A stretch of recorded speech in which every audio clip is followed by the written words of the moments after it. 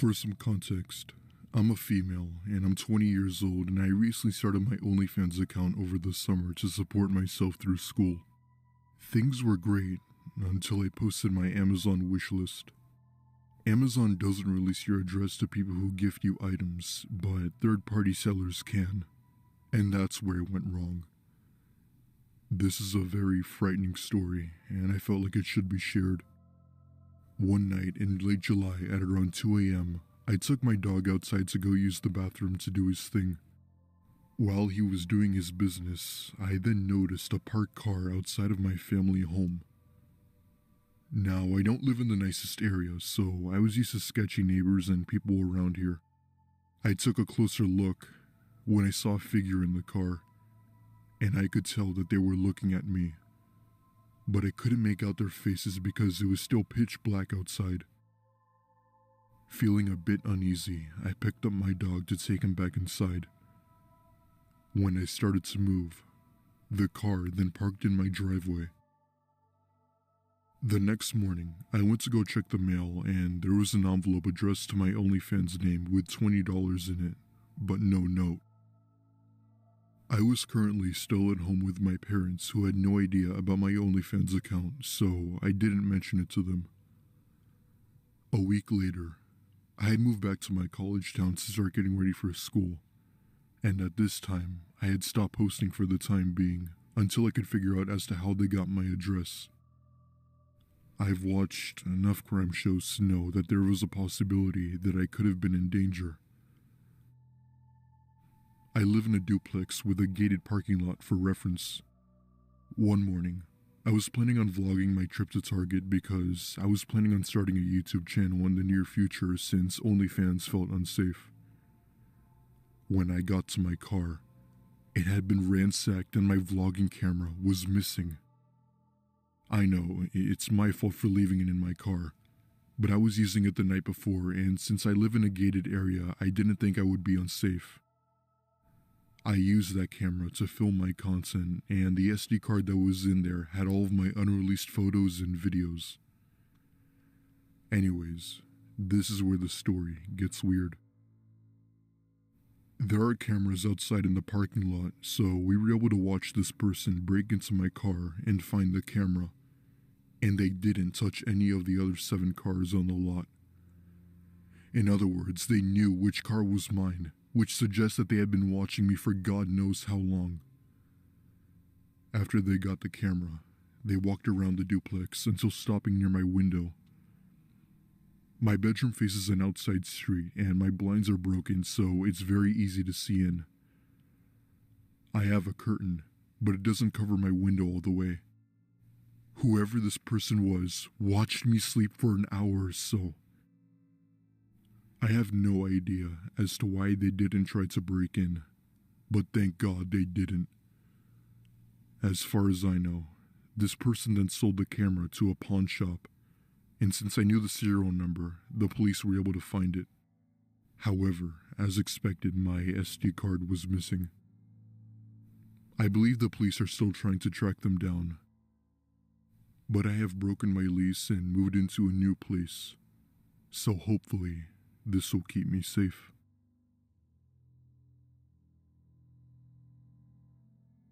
I'm not exactly sure as to what took place last night, but this story is one of the creepiest things that's ever happened to me.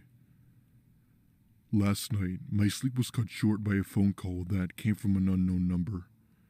The ringing of the phone woke me up. I scrambled to the phone and looked at what time it was. It was 3:05 in the morning. I looked down at the blindingly bright screen of my smartphone and thought to myself, why the hell is someone calling me at 3 in the morning? My decision making was not the best at the moment since I was still under the influence of sleep, but I decided to pick up, and I really shouldn't have. Hello? Who is this? Hi, mister. My name is Stacy. This caught me off guard. The person was a small child, judging by the voice. I sobered up in a second and perked up my ears. Hi, Stacy. Honey, are you alright? Why are you calling me? He said I can't talk to anyone, or I'll be punished. Badly. Her voice sounded shaken up, and she was crying. Honey, who told you that? Your father? No, the man that took me to his house and said that this was my new home, and that my parents gave me to him. I haven't seen my dad in a year, and I think he is lying. He never lets me go out of the basement. He tossed me a phone today and told me that I can play games. I was, but I was fumbling with it and opened contacts. Your number was the only one in there. At this point, I thought she had been kidnapped, but I tried to remain calm not to frighten her even more. I took my other phone and dialed 911. The dispatcher picked up in a second, and I just said the word, listen. I put the other phone next to the microphone and continued to talk to Stacy. Okay, can you tell me your last name and your parents' number? My last name is Rubio. I don't really remember my dad's phone number, but I do know 3 numbers. 2, 0, 3. I hope that helps. Okay, I'll see what I could do. Just stay on the line with me. The police will be there soon. I was not sure of this. I hope the dispatcher traced the call somehow, since I told him the number. As I was thinking, Stacy's voice came through, now even more scared. He is coming down. I can hear thudding and he's getting closer. You're gonna be alright, honey. A loud bang filled the room, and Stacy started screaming. Then on top of all the screaming, I heard this demonic voice say, "What the hell are you doing?" The voice was deep and unholy. It sounded there was blood rushing out of his mouth as he spoke, hence the gurgling.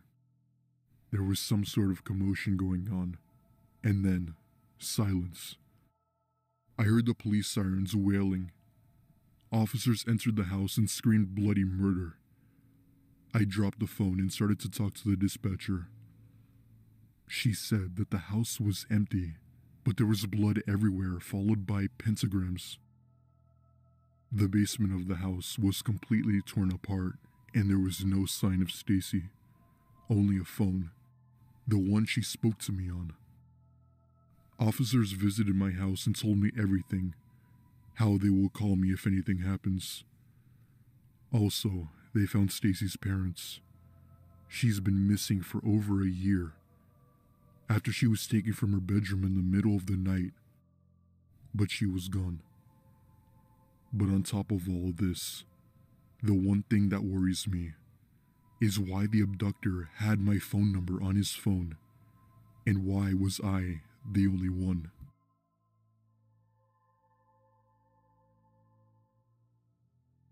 So about 2 years ago, a friend of mine had moved into his own apartment. The sofa that was in it was old and worn, so he decided that he would try and find one in better condition. He asked me to help him look for one, as my dad had a van, and we would need to use that to transport the sofa. So we went on Craigslist to have a look at what other people had for sale. We came across one ad that stated a 3-seater cream leather sofa, great condition, free to first viewer. There was a picture of it, and it looked in perfect condition. Now the ads had been up for a week, so we had thought that maybe it was already gone, and that they just hadn't taken the ad down yet. So my friend contacted the seller, and nearly instantly got a reply saying that they still had the sofa, and it was available, if we could collect it. I was a bit weary that it was still available. I mean, a free sofa in perfect condition that had been up for a week and nobody has taken it yet? We thought that maybe there was something wrong with it that could only be noticed when viewing the sofa in person. Anyway, it was a weekend and we had no plans, so we decided that we would go and check out the sofa. My friend contacted the seller back and organized a time and a place to meet up. They decided on a local McDonald's car park at 9 p.m., as the seller said that he was in work until 8 p.m. and would need time to get ready after work. The seller said that he would be driving a green Honda Accord with a trailer. So we pulled up to McDonald's at about 8:50 p.m., where there was a load of people around, so we had no reason to think that we would be in danger or anything. At about 8:55, my friend got a text saying that the seller was about 15 minutes away, and he asked him to describe the vehicle that we were in. So my friend described the van that we were in. About 5 minutes after he had texted the seller what vehicle we were in, an overweight man around 50 years old with a gray scruffy beard and greasy gray hair approached the driver's side window of the van, which was my side, as I was the one driving. He was wearing a plain white t-shirt with what looked like food stains all over it, with black jeans with holes torn in them, and dried mud stains all over them, along with a pair of black steel-toe cap boots, also covered in dried mud. He knocked on my window, so I rolled it down a bit. "You boys here for the sofa?" he said in a gravelly voice. It sounded like he needed to cough, but couldn't get it out. Yeah, I said to him. "Rob's car is broken down, just down the road, and his phone battery has died. I was with him, and I walked up to get you guys. He's with the car waiting for AAA, but you can come down and collect the sofa off of him." Me and my friend looked at each other, unsure of what to think. "Can I get in the van, and we'll go back to Rob together?" "How far down the road is he?" Not too far, but I need to show you where to go." At this stage, my friend pretended to get a phone call. Hello? "Yes, no way, really? We'll be right there." Before pretending to hang up his phone, he looked at me and said, "We gotta go. My dad needs us to help him with his flat tire." I nodded, knowing that this was a fake call for us to get the heck away from this creepy dude. "We gotta go now, but we'll contact you tomorrow about the sofa." The guy just stared at us as I rolled up my window and started to drive away. And me and my friend looked at each other. That was creepy.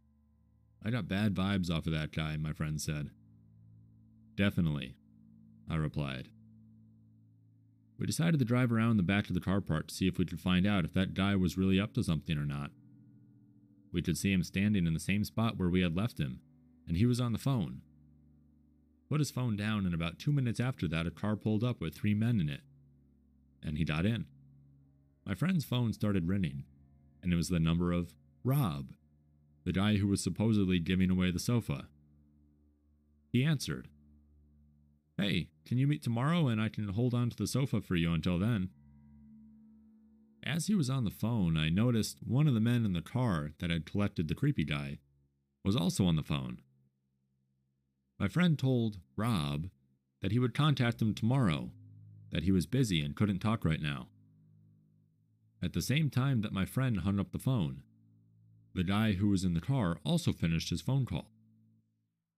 At this point, I explained to my friend that there probably was no car that had broken down, and that creepy guy was trying to lure us somewhere, so the guys in the car could do God knows what to us. We drove home and my friend blocked the number of Rob, and we never heard from them again. We reported the ad and it was removed the very next day. This all happened when I was 19. I'm not the best looking dude, so I've never had that much luck with women, and I ended up on Tinder. I wasn't having much luck there either, until like the 3rd month of using it, when a blonde woman named Katie messaged me. She was pretty enough that I just dismissed her as a bot. But it wasn't until 3 days later that she messaged me again, which was odd because bots almost never message more than once. I clicked on her chat and replied. Then I looked at her profile. What I saw was pretty generic, but definitely was not a bot's profile. We had been talking for like a month when she proposed the idea that I'd come see her. I was pretty reluctant as she lived nearly 8 hours by car away from me. But I had to admit, I really did like her quite a bit, and I had been thinking about asking her if I could come see her for a while now. After a bit more badgering from her, I finally said that I would make the drive to go see her. At this point, I had no reason to doubt she was who she said she was. We had video chatted every other week, and called most days. I just assumed that I got really lucky. Things did get a little weird on the way there, though. She kept messaging me, asking me where I was, and making sure I was still coming. At some points, when I took more than 30 minutes to respond, she would send me a slew of annoying texts. Admittedly, I had chalked it up to her being all nervous about me coming to see her. But I was pretty nervous too, so I couldn't blame her. I had a hard time finding the house at first. The directions she gave me were pretty confusing, and it was backed through a series of gravel and dirt roads and a large thicket of trees. It was still about midday when I came into an old-looking house. A window on the second floor was boarded up, but it didn't look abandoned. Just worse for wear. And Katie's red bug that she liked to talk about was parked in front of the garage. I took out my phone and texted her that I was here. She only sent me a smiley face in return. When I got out of the car to go knock on the door, I noticed that someone was looking at me from one of the second floor windows. I found it a little creepy, but figured it was just her father or something. She had told me that he comes to stay with her every now and then, so I ignored it and knocked on her door. She answered with a smile, and even gave me a kiss, which surprised me. And then I followed her inside. We sat down on her couch and started talking about our plans when I asked her about her dad. "You didn't tell me your dad was here," I said.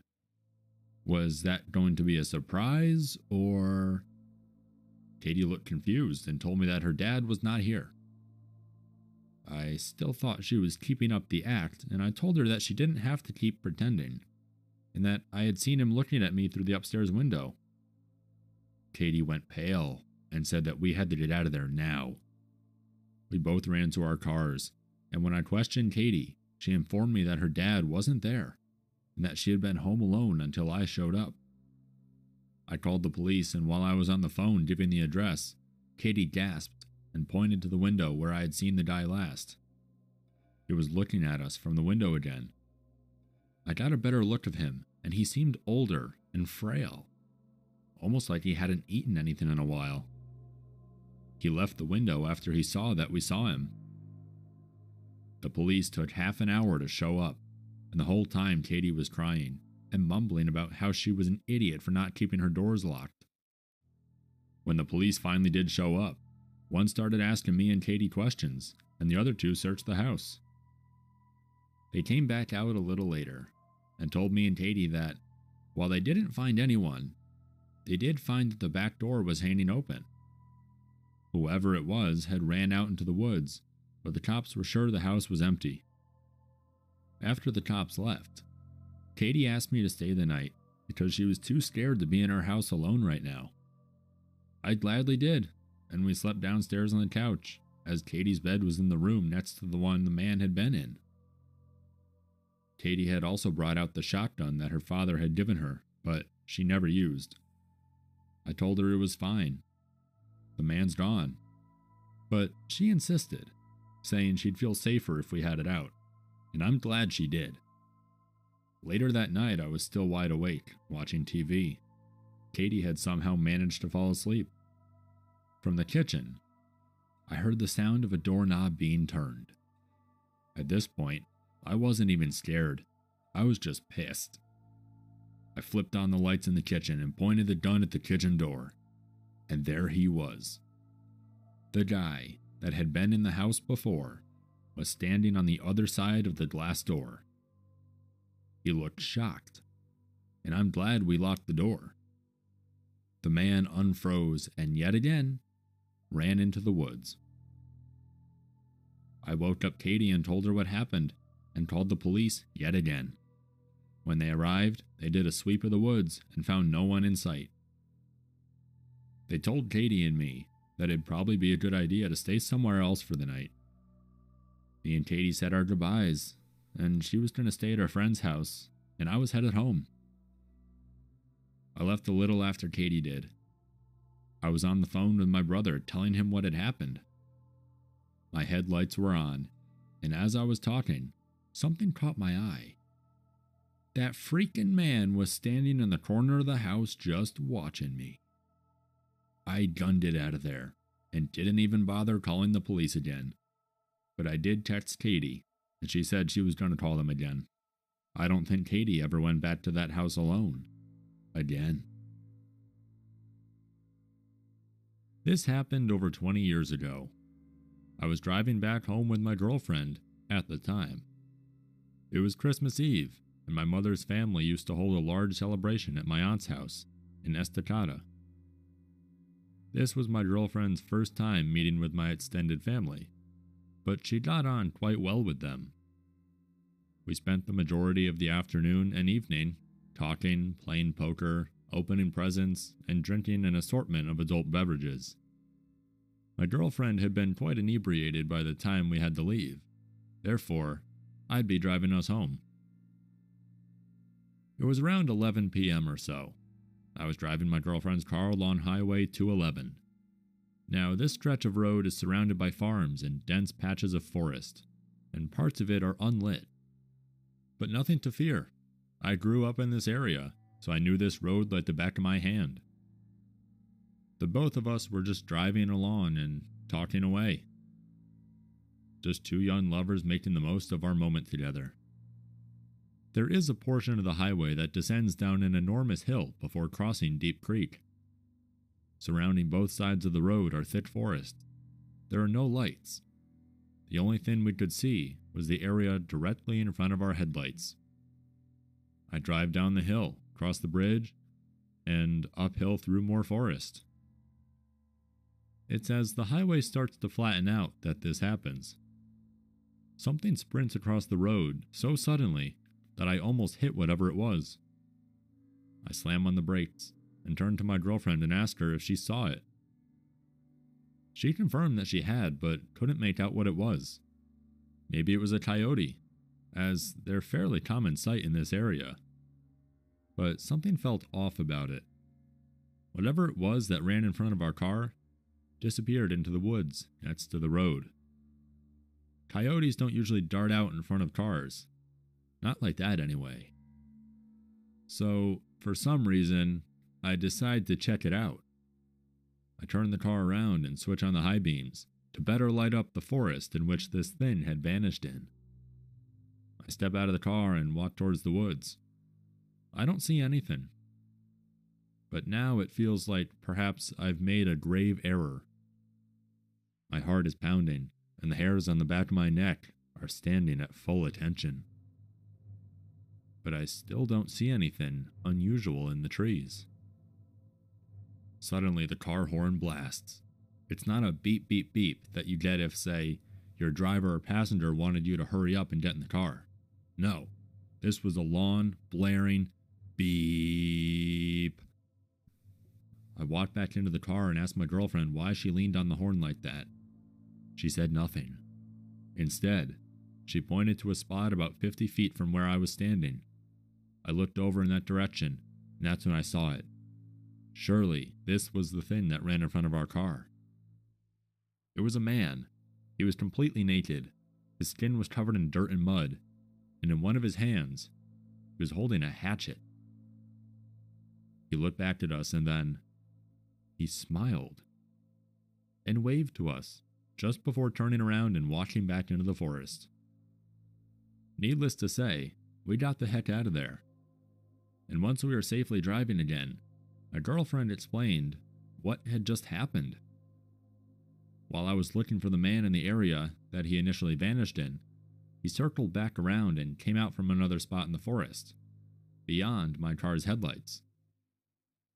My girlfriend had seen something out of the corner of her eye, and that's when she saw him. Before she honked the horn, he was walking towards me, his hatchet raised as if making to strike me. We called the authorities once we got safely back home, but they never found anybody. Or they did, and just didn't tell us. But the officer we spoke to explained his theory. This man was obviously looking to ambush unsuspecting lone travelers, for Lord only knows what reason. We all agreed that my girlfriend's quick thinking saved my life, as it let my potential killer know that I wasn't alone out there. I moved back into the area recently, so I now drive that highway often. No naked hatchet man sightings yet, but I can tell you that I'm definitely extra vigilant now, especially near Deep Creek. When I was younger, every year for Christmas I would drive upstate to my aunt's house along a stretch of highway. I cannot for the life of me remember the name of this road. All I know is that it runs near Akron, New York at some point. However, most of the drive is through rural areas with little to no towns nearby. It was the dead of the night, and my groggy self had gotten off a long shift and had to drag my butt to my aunt's house since my extended family was expecting me the following morning. About halfway through the drive, I realized I was low on gas, which irritated me. My brother told me that he had filled it up the day before, so he either forgot to, or was straight lying. I saw an archaic-looking sign for a gas station off the next road. It wasn't an official road sign, literally a pole with a slab of metal attached to it, with "gas off next exit" or something like that, painted on it. That seemed a little sketchy, but people do the same thing with fruit stands on the highway, so whatever. I pulled off the exit on some dilapidated county road through dense woods. The whole thing was creepy and surreal. I kept expecting Leatherface to come out running out of the trees with a chainsaw. Anyways, eventually I came to the gas station and realized quickly it hadn't been open for years. It was all rusted and the convenience store's roof was caving in. The gas pumps had all been taken out as well. I pulled over next to it and checked my gauge. I would probably not make it another half mile before running out, so I called AAA and they said they'd send a truck over. Now I played the waiting game. I left my engine on because when the headlights were off, everything was pitch black, and my paranoid self wasn't sitting next to an abandoned gas station in the middle of a forest in complete darkness. Most of the wait went uneventful, until I sensed movement around the side of the old store, where my lights are pointed. I looked up but didn't see anything more, so I looked back down at my phone. Then, over the sound of the night, I hear someone yell, "Hey buddy, come here," in a demanding tone. I look up and I kid you not, there's a dude standing by the old store looking towards me, illuminated by the headlights. He looked like a run-of-the-mill homeless guy. And I was honestly spooked, but figured he must have been squatting there. Still watching him, I rolled down my window and yelled something like, "Yeah, what's up?" Still mentally crapping myself. I had my foot ready to floor it out of there, at the first sign of trouble. "You got any change?" "Nah, I don't, sorry man." I look up at him. He has this kind of vacant expression and is standing stiff. Then I see more movement. There are heads. About 20 or so heads, peeking around trees, beyond the man I'm talking to. I can't see them clearly at all, but they are all definitely people, literally just heads, staring in my direction from around the tree. I see another guy beginning to walk from around the gas station, and then I turned around and sped off. I got as far away from that place as my tank could carry me, and updated AAA on my location. The driver came back over and filled me up, and I didn't say anything. But after he left, I went to call the cops, so I called the nearest town sheriff department. They said they'd send a trooper over, and I gave them the location. When I got to my aunt's house, they called me back and said whoever was there was gone. But they could tell a large number of people had been living there for quite a while. Blankets, canned food, the usual. The whole situation still freaks me out. But frankly, I can consider myself lucky that I'll always have such a creepy story to tell. And I'm just glad nothing bad happened. Yeah, and to creepy dudes at the gas station, let's not meet.